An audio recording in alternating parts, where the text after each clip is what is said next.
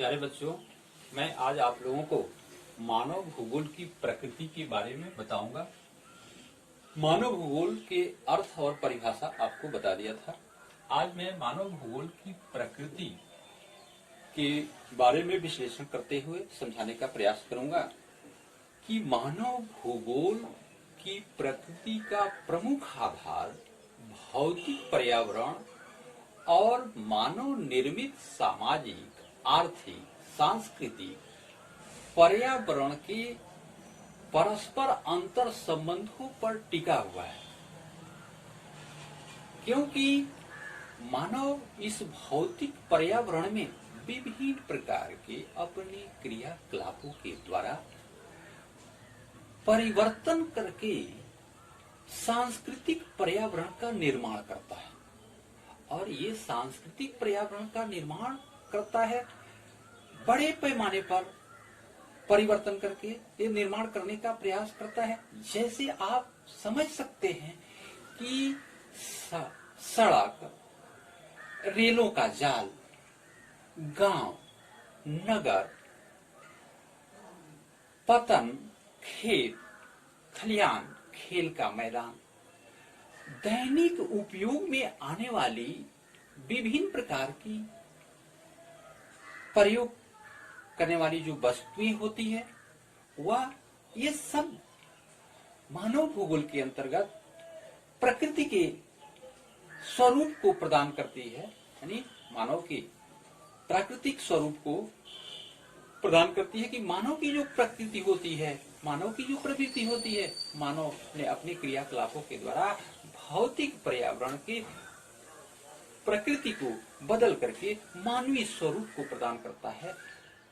जैसे आप देखते हैं कि जहाँ पे एकदम प्राकृतिक स्वरूप होता है, वहाँ मानव अपनी क्रिया के द्वारा मानवीय स्वरूप का, संस्कृति का स्वरूप प्रदान कर देता है, तो निश्चय ही वहाँ मानव की भूगोल में मानव की प्रकृति कहलाती है। जैसे नदी के ऊपर पुल का निर्माण करना। नदी बहती है, पूर्ण रूप से प्राकृतिक रहती है, लेकिन जब तक उस पर नदी के ऊपर पुल का निर्माण हो जाता है और सड़क चलने लगती है, सड़कों का जाल बिछ जाता है इस प्रकृति के ऊपर, इस धरातल के ऊपर, तो हम उसको मानवीकरण कहते हैं। मानव भूगोल की यही प्रकृति है। तो इसी क्रम में मैं मानव का प्राकृतिकरण और प्रकृति का मानवीकरण के बारे में बताता हूँ। मानव के प्राकृतिकरण का मतलब है कि मानव अपने आप को प्रकृति के अनुसार ढाल ले और प्रकृति के अनुसार रहना स्वीकार कर ले, यानी प्रकृति की प्रधानता को अपने जीवन में, अपने दिनचर्याओं में उतार ले। जैसे आदिकाल के मानव जंगलों में रह करके जंगली फल, फूल, कंदमूलों को उपयोग करके और उसी प्राकृतिक भौतिक वातावरण के अनुसार अपने जीवन को व्यतीत करते थे, रहते थे। वह कोई जो है यानी प्रौद्योगिकी का जो है निर्माण नहीं करते थे और उसे अपने जीवन में कोई परिवर्तन नहीं करते थे। निश्चय रूप से उसको यानी प्रकृति के अनुसार जो व्यवस्थाएं हैं, प्रकृति के दास्ता को हम लोग स्वीकार कर लेते हैं, तो निश्चय रूप से यह प्राकृतिकरण उसको यानी प्राकृतिकरण कहलाता है। और वही हम अगर मानवीय प्रकृति का मानवीकरण की बात करते हैं, तो ये प्रकृति के मानवीकरण में ये आ जाता है कि मानव जो है प्रकृति के स्वाधीनता को न स्वीकार करके अपने कार्य के अनुसार अपने जीवन को, अपने को संचालित करता है और वह कहता है कि मैं अपने क्रियाकलापों के द्वारा इस प्रकृति में परिवर्तन करके मैं सब कुछ कर सकता हूँ, ये सब कुछ संभव है।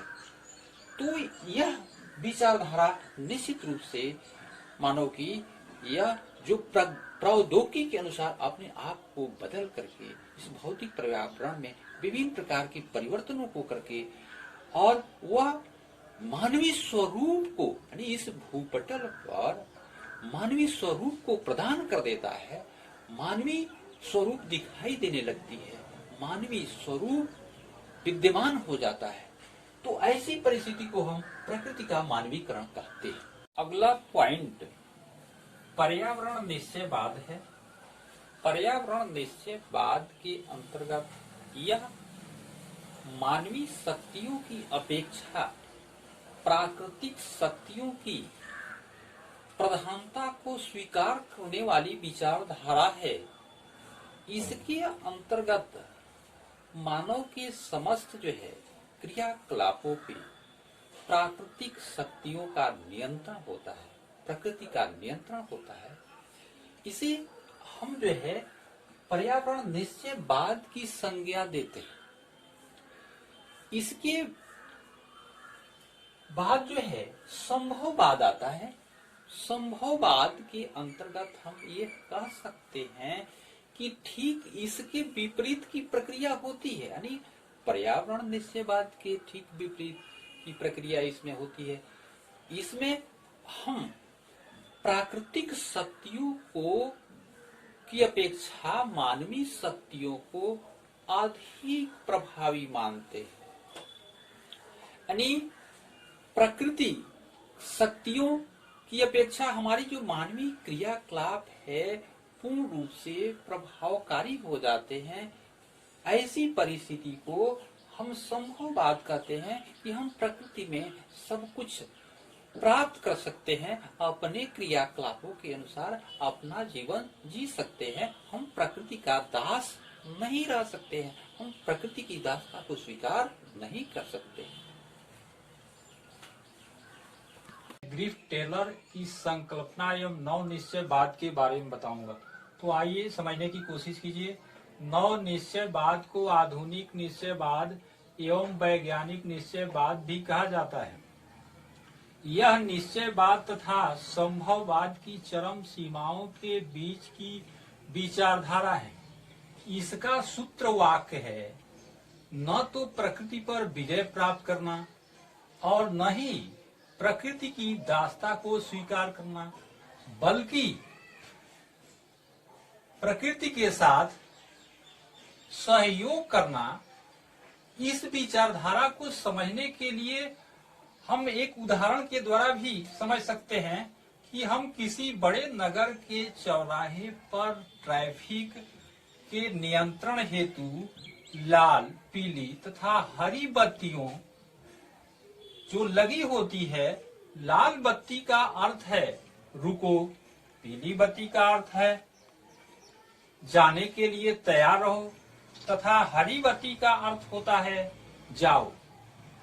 तो दूसरे शब्दों में भी हम कह सकते हैं कि प्राकृतिक नियमों का अनुपालन करके मानव प्रकृति पर विजय प्राप्त कर सकता है। यही नव निश्चयवाद की विचारधारा है जो मानव तथा प्रकृति में संतुलन स्थापित करने का प्रयत्न करती है।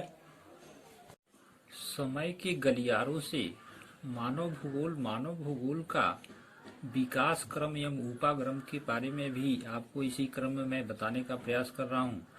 पर्यावरण और मानव के अंतर संबंधों की दृष्टि से मानव भूगोल की जड़ें अत्यधिक गहरी है। ऐतिहासिक दृष्टि से छानबीन करने पर यह बात स्पष्ट हो जाती है कि समय के साथ मानव भूगोल में उपागमों में बदलाव आता गया है, जो मानव भूगोल की परिवर्तनशील प्रकृति का द्योतक है। खोजों के युग में पहले विभिन्न समाजों के बीच अंतर क्रिया लगभग नगण्य थी और एक दूसरे के संबंध में ज्ञान सीमित था। यात्री एवं अन्वेषक अपने यात्रा क्षेत्रों के बारे में सूचनाओं का प्रसार किया करते थे। नौ संचालन संबंधी कुशलताएं अल्प विकसित अवस्था में भी और समुद्री यात्राएं अत्यधिक खतरों से परिपूर्ण थी। 15वीं शताब्दी के अंत में यूरोप में अन्वेषकों के प्रयास हुए। धीरे धीरे देशों और लोगों के बीच विषय में मिथक और रहस्य खुलने शुरू हो गए थे। उपनिवेश युग ने अन्वेषकों को आगे बढ़ाने के लिए गति प्रदान की, जिससे प्रदेशों के संसाधनों तक पहुंच हो सके। ऐसी स्थिति में उपनिवेशवाद युग से लेकर के आधुनिक युग तक मानव भूगोल ने बहुत उन्नति की। मानव भूगोल के विकास की अवस्थाएं समझने के लिए निम्नलिखित वस्तु स्थितियों को समझना अत्यंत आवश्यक है। प्रारंभिक उपनिवेश काल मानव भूगोल के विकास का प्रारंभिक उपनिवेश काल का समय 15वीं से 17वीं शताब्दी तक माना जाता है। इस काल में मानव भूगोल के अध्ययन में अन्वेषक और वितरण उपागम का विकास हुआ। इस काल में साम्राज्य एवं व्यापारिक क्षेत्रों के विस्तार के लिए नए नए क्षेत्रों की खोज व अन्वेषणों को प्रोत्साहन दिया गया और अर्जित भौगोलिक ज्ञान का मानवीय पक्षों के वर्णन में महत्वपूर्ण स्थान प्राप्त हुआ। उत्तर उपनिवेश काल मानव भूगोल में उत्तर उपनिवेश काल का समय 18वीं से 19वीं शताब्दी तक माना जाता है। इस काल में प्रादेशिक विश्लेषण उपागम का विकास हुआ। इस काल में प्रदेश के समस्त पक्षों का विस्तृत वर्णन इस उद्देश्य से किया गया कि संपूर्ण प्रदेश पृथ्वी के भाग हैं, अतः पृथ्वी की पूर्ण समझ के लिए समस्त प्रदेशों को समझना बहुत जरूरी हो जाता है। अंतर युद्ध अवधि के मध्य 1930 का दशक अंतर युद्ध अवधि के मध्य 1930 के दशक में मानव भूगोल में क्षेत्रीय विभेदन उपागम का विकास हुआ।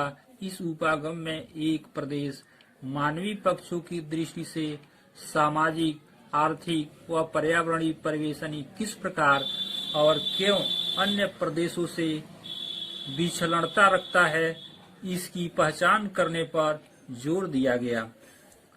1950 के दशक की समाप्ति से 1960 के दशक की समाप्ति तक इस समयावधि के अंतर्गत मानव भूगोल में आस्थानिक संगठन उपागम का विकास हुआ। इस उपागम में कंप्यूटर तथा परिष्कृत सांख्यिकी विधियों द्वारा भौतिकी के नियमों का मानवीय घटनाओं के विश्लेषण में प्रयोग किया गया। इस प्रावस्था का मुख्य उद्देश्य मानवीय क्रियाओं के मानचित्र योग्य प्रतिरूपों की पहचान करना था। 1970 का दशक इस समयावधि में मात्रात्मक क्रांति से उत्पन्न असंतुष्टि और अमानवीय रूप से भूगोल के अध्ययन के चलते मानव भूगोल में सन 1970 के दशक में 3 नवीन विचारधाराओं का उद्भव हुआ। ये मानववादी, आमूलवादी एवं व्यवहारवादी विचारधारा हैं। मानव भूगोल में इस विचारधाराओं के उदय से मानव भूगोल सामाजिक राजनीतिक पक्षों के प्रति अधिक प्रासंगिक बना। 1990 का दशक और उसके पश्चात इस समयावधि के अंतर्गत भूगोल में उत्तर आधुनिकवाद उपागम का विकास हुआ। इस काल में बृहद सामान्यीकरण तथा मानवीय दशाओं की व्याख्या करने वाले वैश्विक सिद्धांतों की उपयोगिता पर सवाल उठने लगे। इसमें अपने आप में प्रत्येक स्थानीय संदर्भ की समझ के महत्व पर अधिक जोर दिया गया। मानव भूगोल के क्षेत्र एवं उप क्षेत्रों के बारे में बताऊंगा। तो आइए सबसे पहले मैं सामाजिक भूगोल के अंतर्गत, सामाजिक भूगोल मानव भूगोल की एक प्रमुख शाखा है। इसके अंतर्गत व्यवहारवादी भूगोल, सांस्कृतिक भूगोल, सामाजिक कल्याण भूगोल का अध्ययन किया जाता है। इसके अंतर्गत जो व्यवहार में हम लोग उपयोग करते हैं उसका अध्ययन करते हैं। दूसरा जो है यह आर्थिक भूगोल है। आर्थिक भूगोल के अंतर्गत, इसके अंतर्गत संसाधन भूगोल, कृषि भूगोल, उद्योग भूगोल, व्यापार भूगोल, पर्यटन भूगोल का अध्ययन इसमें जो है किया जाता है। तो ऐसे आप समझ सकते हैं कि इसमें सारे चीजें जो है मानव भूगोल के अंतर की जो व्यवहार में हम लोग को मानव की आती है, इसका अध्ययन किया जा रहा है। तीसरा है राजनीतिक भूगोल। राजनीतिक भूगोल, इसके अंतर्गत हम निर्वाचन भूगोल, सैन्य भूगोल को सम्मिलित किया जाता है और इसी से संबंधित रिलेटेड इस अध्ययन इसमें किया जाता है, जानकारियां प्राप्त की जाती है।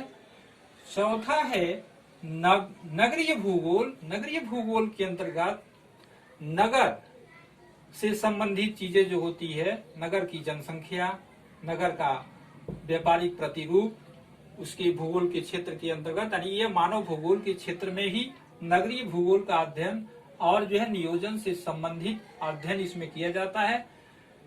पांचवा है जनसंख्या भूगोल। जनसंख्या भूगोल के अंतर्गत इसमें जो है एक तरह से हम देखें तो जो है जनसंख्या की जनांकीय अध्ययन या उससे संबंधित रिलेटेड जो है अध्ययन किया जाता है।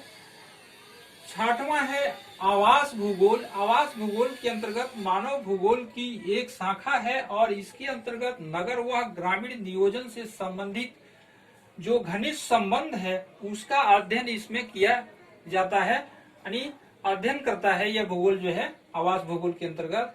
और इसमें यह मुख्य रूप से जो है मानव के सामाजिक क्रियाकलापों और उसके जो अंतर संबंध है उस पर और जो है एक भौतिक वातावरण के बीच जो अंतर संबंध है उसी का यह प्रतिरूप है। यह पाठ यही समाप्त होता है और मैं आप लोगों से अगले क्लास में ऑनलाइन मिलते रहूंगा। धन्यवाद।